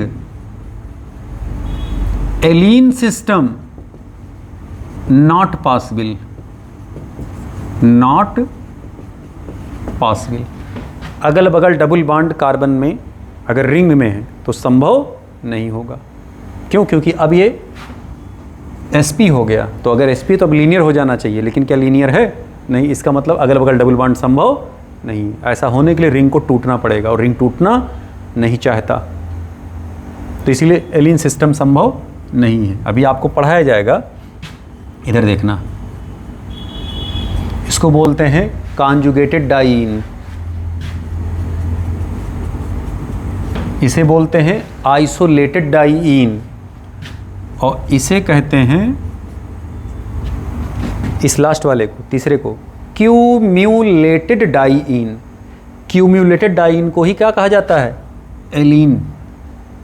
क्या कहा जाता है? एलीन। अभी आगे जब ऑप्टिकल आप पढ़ेंगे तो वहाँ पे हम आपको थोड़ी बात बताएंगे एलीन सिस्टम के बारे में। तो ये सब चर्चा भी आगे किया जाएगा बेटा, जब डाइईन आप पढ़ोगे तो वहाँ पर हम लोग इसका डिस्कशन करेंगे। ये भी नहीं करेगा, ना इधर से करके एलीन सिस्टम फिर इसमें जनरेट करेगा, ना ये शो करेंगे ना ये शो करेंगे। हाँ, ये झमाझम करेंगे। क्यों? इसमें गामा पोजीशन का हाइड्रोजन माइग्रेट करेगा और ये किस में चला जाएगा? फिनाल में भी, पीछे आप देखे हो, ये फिनाल में चला जाएगा बेटा। स्पष्ट हुआ? तो ये सब उतार लीजिए, लिख लीजिए कापी में जल्दी से। थोड़ा समराइज कर लिया जाए कि किस कीटोन का इनाल ज़्यादा स्टेबल होगा, क्योंकि कीटोन की स्टेबिलिटी अक्सर इनाल से ज़्यादा होती है, लेकिन इनाल भी कीटो से ज़्यादा स्टेबल हो जाता है। कीटोन की स्टेबिलिटी क्यों ज़्यादा होती है इनाल से? ध्यान दें, क्योंकि इनाल में डबल बॉन्ड C और C के बीच होता है, और कीटोन में डबल बॉन्ड C और O के बीच होता है। ये कीटो है और ये इनाल है। बॉन्ड एनर्जी जो होता है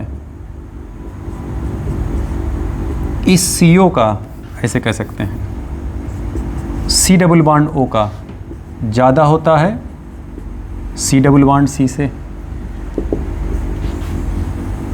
ठीक है? तो अगर इसकी बॉन्ड एनर्जी ज़्यादा है इससे, तो जाहिर सी बात है कि कीटो की स्टेबिलिटी इनाल से ज़्यादा होगी।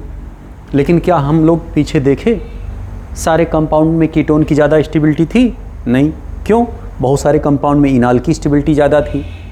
तो सवाल उठता है कि भाई इनाल की स्टेबिलिटी ज़्यादा किन किन फैक्टर पर डिपेंड करता है? तो ज़रा फैक्टर्स देख लें, कौन कौन फैक्टर बेटा डिपेंड करेगा। यहाँ देखिए हम साफ साफ लिख दे रहे हैं भाई, ऐसे स्टेबिलिटी ऑफ इनाल, या कह सकते हैं इनालिक कंटेंट डायरेक्टली प्रोपोर्शनल टू किसके होगा भैया,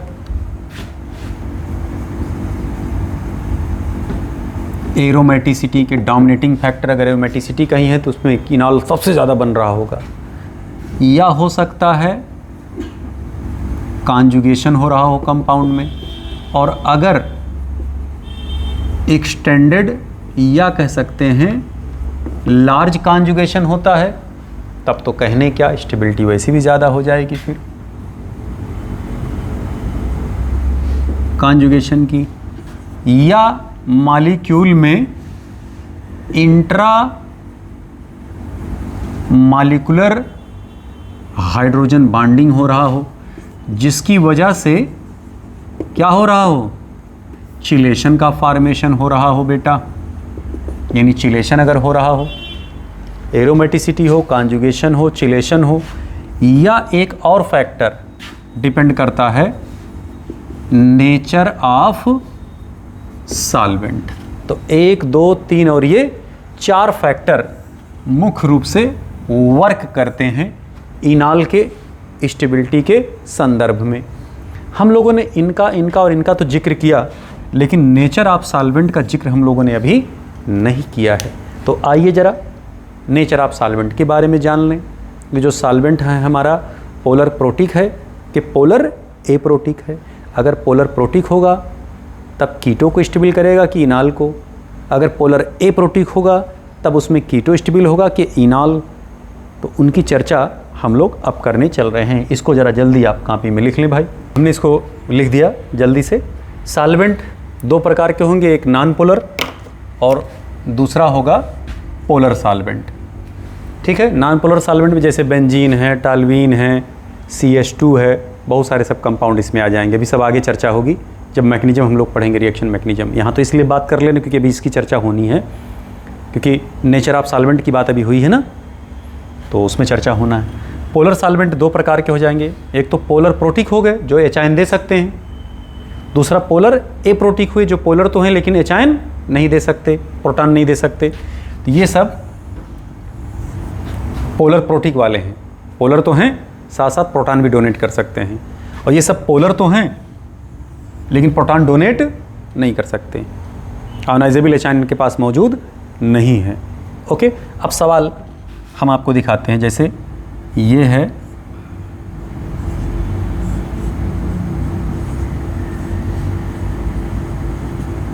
एसिटो एसिटिक एस्टर।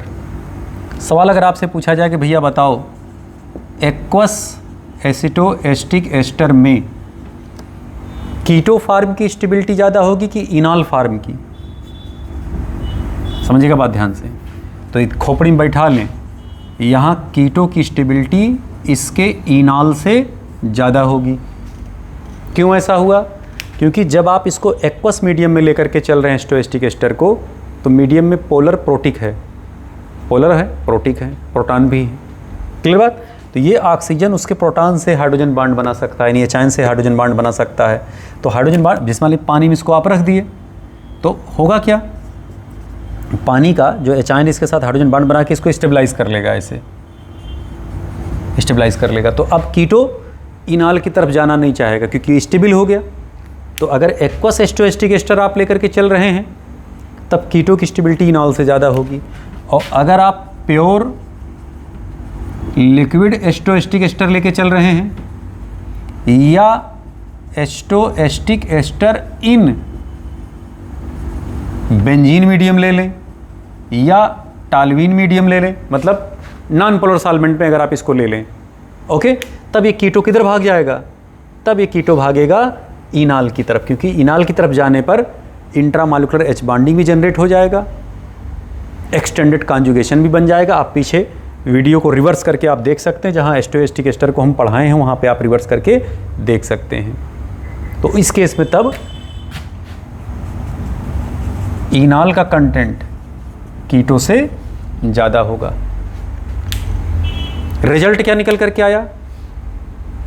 अगर हम नियम बनाना चाहें तो नियम क्या निकल करके आया कि भैया पोलर प्रोटिक सॉल्वेंट में, पोलर प्रोटिक सॉल्वेंट क्या करता है? कीटो कंटेंट को बढ़ाता है, और नॉन पोलर सॉल्वेंट जो है ये क्या करता है? इनॉलिक कंटेंट को बढ़ाता है। तो हम कहीं इसको देखिए लिख दे रहे हैं कि यही देखिए अगर जगह हो तो polar protic solvent increases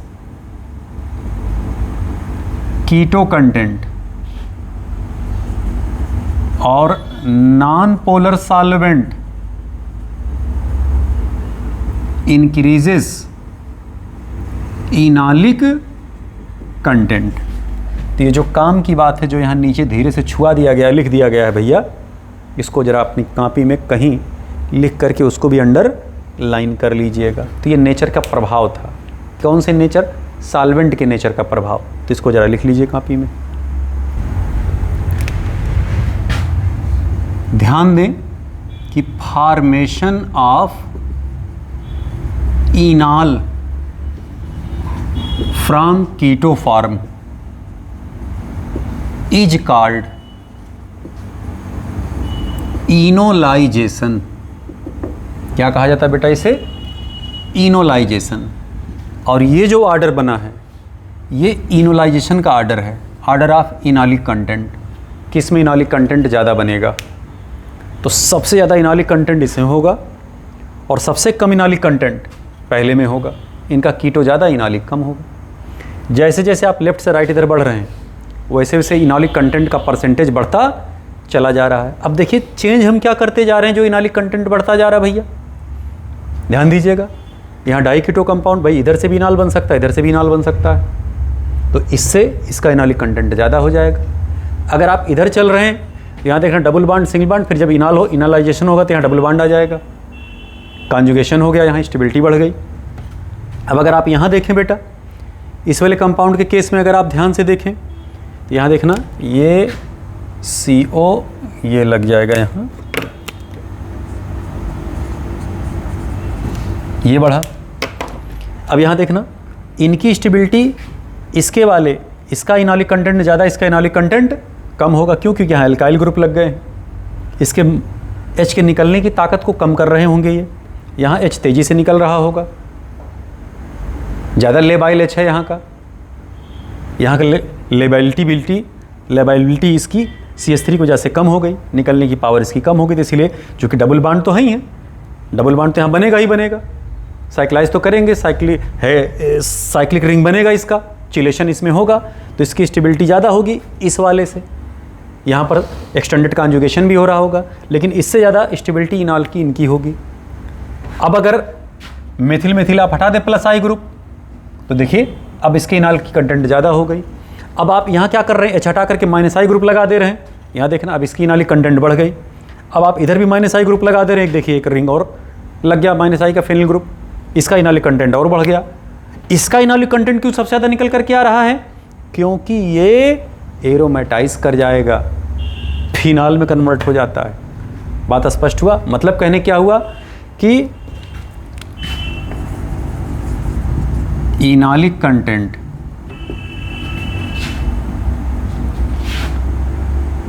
percent of इनॉलिक, या इसे कह सकते हैं प्लस आई ग्रुप डिक्रीजेज इनॉलिक कंटेंट और माइनस आई ग्रुप इंक्रीजेस इनॉलिक कंटेंट। तो आप डाई कीटो कंपाउंड में चेक कर लीजिएगा कि प्लस आई ग्रुप लगे हैं ज़्यादा मात्रा में या माइनस आई ग्रुप लगे हैं ज़्यादा मात्रा में। माइनस आई वाले इनॉलिक कंटेंट को बढ़ाएंगे और प्लस आई वाले इनॉलिक कंटेंट को जनरली घटाते हैं। बात स्पष्ट हुआ? तो ये ऑर्डर है इनॉलिक कंटेंट का। इस ऑर्डर को आप अपनी कॉपी में लिख लें जल्दी से बेटा।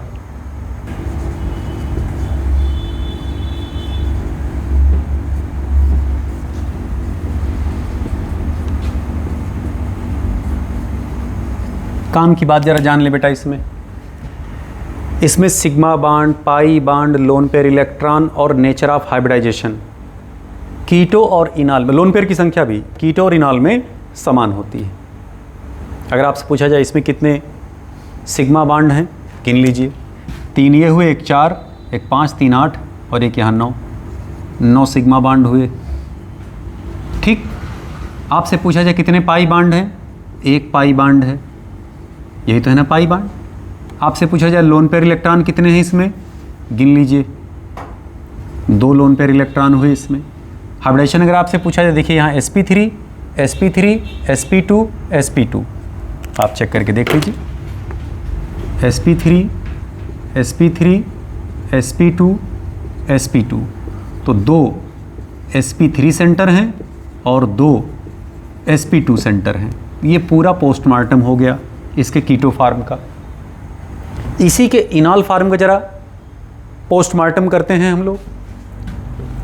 सिग्मा बांड कितने देखिए, 2 ये हुए, 3 4, 3 7, 1 8 और एक ये 9, तो 9 सिग्मा बांड हो गए। देखिए इधर भी 9 सिग्मा बांड थे। ये 1 पाई बांड हुआ, 1 पाई बांड हुआ इसमें भैया। क्लियर। अब यहाँ देखना 2 लोन पेयर थे, चेक करिए, देखिए इधर भी 2 लोन पेयर हैं, 2 लोन पेयर हुए, 2 लोन पेयर इलेक्ट्रॉन हुए। ठीक। अब यहाँ पर जरा देखिए, ये सेंटर कैसा है, sp2, ये सेंटर कैसा है, sp2, ये सेंटर कैसा है, sp3, ये सेंटर कैसा है, sp3। अरे भाई 2 sigma bond, 2 lone pair, steric number आप निकालिए। इस कार्बन से देखिए कितने सिग्मा बांड लगे, 2 ये और एक ये 3 सिग्मा बांड लगे हैं। तो यहाँ पर देखिए 2 sp2 सेंटर हुए और 2 ही sp3 सेंटर हुए। तो देखिए सब कुछ दोनों में क्या है, बिल्कुल सेम टू सेम। बात स्पष्ट हुआ। आइए टाटोमेरिज्म को ख़त्म करने से पहले 3 सवाल आपसे पूछते हैं। इस 3 सवाल को पूछते हुए टाटोमेरिज्म को हम बाइंड अप करते हैं बेटा। आइए इसको जल्दी से पहले लिख लीजिए कॉपी में अपने। आइए बेटा, 3 क्वेश्चन हमने कहा था। Question number 1, on increasing pressure, ये देखिए ये कीटो कंटेंट, कीटो फार्म है, ये इसका इनाल फार्म है, इसका इनाल फार्म है। ठीक है। और दोनों ही इक्विलिब्रियम में है, कीटो और इनाल। जाहिर सी बात, अगर इक्विलिब्रियम में होगा तो ली चैटेलियर प्रिंसिपल को वो फॉलो करेंगे बेटा।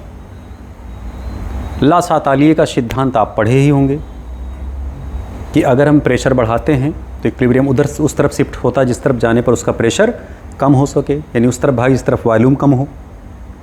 तो अब सवाल आपसे पूछा जा रहा है कि अगर हम इस इक्विलिब्रियम प्रोसेस में अगर प्रेशर बढ़ाएं तो इसका इक्विलिब्रियम फॉरवर्ड शिफ्ट करेगा कि बैकवर्ड शिफ्ट करेगा। तो ज़रा आप जान लें, अगर आप कीटो का वॉल्यूम देखेंगे तो ये इसका वॉल्यूम होता है V, और अगर इसका इनाल का वॉल्यूम देखेंगे तो इसका वॉल्यूम होता है V+V। मतलब कि इनाल का वॉल्यूम स्लाइटली कीटो के वॉल्यूम से ज़्यादा होता है। हम यहाँ लिख दे रहे हैं कि volume of enol is slightly greater than keto form. क्यों ऐसा होता है? क्योंकि यहाँ की बाउंड एनर्जी कम है और यहाँ की बाउंड एनर्जी ज़्यादा है। जाहिर सी बात, अगर बाउंड एनर्जी कम होगा, बाउंड स्ट्रेंथ कम होगा तो बाउंड लेंथ ज़्यादा होगा। तो अगर बाउंड लेंथ ज़्यादा होगा तो इसका वॉल्यूम स्लाइटली बढ़ जाएगा और इसका वॉल्यूम कम होगा। तो जब आप प्रेशर बढ़ाओगे तो वॉल्यूम घटेगा, तो वॉल्यूम घटेगा तो पीछे जाके घटेगा कि आगे जाके घटेगा? आगे जाने पर बढ़ जाएगा। तो कहाँ भागेगी रिएक्शन? इक्विलिब्रियम किधर शिफ्ट करेगा? बैकवर्ड डायरेक्शन में। इसका मतलब क्या हुआ बेटा कि कीटो कंटेंट इंक्रीजेस। तो जब हम प्रेशर इंक्रीज करेंगे, on increasing pressure in keto enol tautomerism reaction, ये पूरा सवाल हो गया। तो enolic content increases, keto content increases, both increases both decreases. तो ऑप्शन इसमें कौन सा करेक्ट हो जाएगा बेटा? सेकंड ऑप्शन करेक्ट हो जाएगा। चीज़ें क्लियर हुई? तो इसको ज़रा जल्दी से आप लिख लीजिए भाई, तब हम अगला सवाल पूछें। सवाल पूछा गया, which nitro alkene is soluble in alkali. 4 option आपको दिए गए हैं और 2 कंपाउंड दिए गए हैं।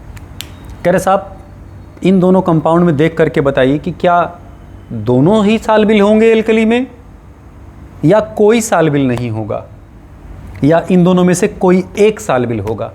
तो अगर एक साल्बिल होगा तो दोनों में से किसी एक पर ऑप्शन टिक लगाना होगा। दोनों साल्बिल होंगे तो हम थर्ड ऑप्शन पर टिक लगाएंगे। कोई साल्बिल नहीं होगा तो हम फोर्थ पर टिक लगाएंगे। कैसे सॉल्व होगा जरा ध्यान दें। पहली चीज तो क्या ये टाटोमेरिज्म शो करेगा? नहीं साहब, टाटोमेरिज्म शो नहीं करेगा। ये टाटोमेरिज्म शो करेगा? हाँ साहब, ये शो करेगा। कैसे शो करेगा इसका हम जरा फिर से ऐसे स्ट्रक्चर बना दे रहे हैं। CH3 CH2 CH CH3 NO। इस कंपाउंड का ये स्ट्रक्चरल फॉर्म हम बना दिए, ये बॉन्ड के रूप में रिप्रेजेंटेशन है। अब जरा बताइए, ये अल्फा H है ना, ये H यहाँ शिफ्ट करेगा, ये यहाँ भाग आएगा। तो जब ये टाटोमेराइज करेगा तो CH3 CH2 CH3 double bond N, यहाँ लगा OH, यहाँ लगा था O। ये इसका नाइट्रो फार्म है और ये इसका AC फार्म है। AC फार्म का मतलब क्या हुआ? Acid form. यानी अब ये H यहाँ से क्या कर सकता है? रिलीज कर सकता है बेटा। तो जब आप इसको एल्कली में डालोगे तो ये देखना अब सॉल्बिल हो जाएगा। CH3 NO निगेटिव यहाँ आ जाएगा Na+, ये क्या हो गया? सॉल्बिल हो गया। तो वही नाइट्रोएल्केन एल्कली में सॉल्बिल होंगे जो टाटोमेरिज्म शो कर रहे होंगे, या जिनका टाटोमर बन रहा होगा, या कह सकते जिसमें अल्फा हाइड्रोजन मौजूद होगा। यहां देखना अल्फा, तो हम यहां लिख दे रहे हैं alpha H containing nitroalkane are soluble in alkali. क्यों? Due to formation of AC form, due to formation of AC farm.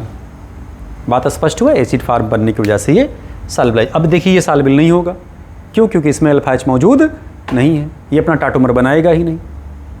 तो अभी क्या हो गया? इनसॉल्बिल। तो इस टाइप के सवाल लटक सकते हैं और आप अटक सकते हैं बेटा। इसको लिखिए जल्दी से, अगला सवाल पूछें आपसे। सवाल अगला देखिए, which will give reddish violet colour with neutral FeCl3, aqueous नहीं, या उसी कहते हैं अल्कोहलिक FeCl3। नहीं, FeCl3 को अल्कोहल में लिया गया है, एक्वस में नहीं लिया गया, क्योंकि अगर एक्वस में लेंगे तो हाइड्रोलाइज कर जाएगा वो। अल्कोहलिक लेके चल रहे हैं हम, ध्यान दें। इसमें कैसा बताओ कौन इसमें से कंपाउंड FeCl3 के साथ कलर देगा? तो इसमें बोथ हो जाएगा बेटा, करेक्ट। क्यों? क्योंकि न्यूट्रल FeCl3, ये टेस्ट है बेटा, गिव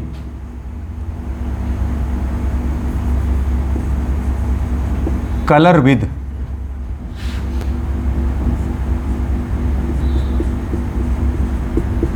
इनालिक ग्रुप कंटेनिंग कंपाउंड। इसी को कहा जाता है इनालिक टेस्ट, या इसी को कहते हैं फिनालिक टेस्ट। इनालिक टेस्ट इसी कहा जाता है या फिनालिक टेस्ट कहा जाता है। तो इनाल तो यही है ऑलरेडी, यहाँ से H हटेगा, यहीं पर आकर के इसके 3 मॉलिक्यूल फिर के साथ कॉम्प्लेक्स बना लेंगे। ये भी जब टाटोमराइज करेगा, ये देखना, तो ये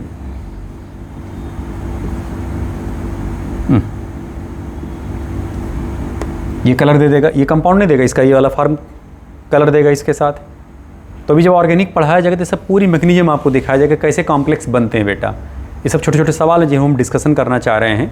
मतलब ये दिमाग बैठा लें कि जिन कॉम्प्लेक्स मतलब जिसमें कीटो कंपाउंड के इनालिक फार्म का स्टेबिलिटी ज़्यादा होगी जनरली, वही वाले ये रेडिस वायलेट कलर FeCl3 के साथ देंगे। बात स्पष्ट हुआ, चीज़ें क्लियर हुई। अब आइए एक सवाल और पूछते हैं हम आपसे, इसको पहले लिख लीजिए जल्दी से। सवाल दिया गया, which will decolourise the colour of bromine solution. इन चारों ऑप्शन को देख करके बताना है कि इसमें कौन ऑप्शन करेक्ट होगा, कौन ब्रोमीन सोल्यूशन को डीकलराइज कर देगा। तो याद रखें, जैसे कंपाउंड ये है, डबल बॉन्ड यहाँ पर है, इसका रिएक्शन आप ब्रोमीन से करा रहे हैं, ब्रोमीन ब्राउन कलर का है, ठीक है। तो जब इस पे एडिशन होगा, एक Br यहाँ लग गया, एक Br यहाँ लग गया, ऐसे। तो अब ये जो सोल्यूशन पहले कैसा था, ब्राउन हो गया, तो ब्रोमीन गायब हो गया। अब सोल्यूशन कैसा हो गया बेटा, कलरलेस। मतलब कहने क्या हुआ कि जिन जिन कंपाउंड का इनालिक फार्म बनेगा और इनालिक स्टेबल होगा, उनमें डबल बॉन्ड आएगा, अनसैचुरेटेड सेंटर आएंगे। और वो कंपाउंड जब ब्रोमीन से रिएक्शन कराए जाएंगे, वो कंपाउंड जब ब्रोमीन से रिएक्शन कराए जाएंगे तो वो ब्रोमीन को डीकलराइज कर देंगे बेटा, ब्रोमीन को डीकलराइज कर देंगे। अब जरा ध्यान दें, यहां पर देखिए इन है, have ene but do not give reaction of ene, या कह सकते हैं test of ene, due to aromaticity. Benzene ring या बेंजीन कंपाउंड एरोमेटिक कंपाउंड में डबल बॉन्ड होता है, लेकिन तब भी वो इनालिक टेस्ट, तब भी वो अनसैचुरेशन टेस्ट नहीं देते। ब्रोमीन सोल्यूशन इसको डीकलराइज, ब्रोमीन सोल्यूशन को ये डीकलराइज नहीं कर पाते। क्यों? क्योंकि डबल बॉन्ड ये ओपन नहीं है, लगातार कॉन्जुगेशन में। हाँ, ये कंपाउंड का टाटोमराइजेशन अगर आप कराते हो, ये देखना, तो यहाँ देखिए डबल बॉन्ड आ गया। तो जब आप इसका ब्रोमीन से रिएक्शन कराओगे, ये देखना,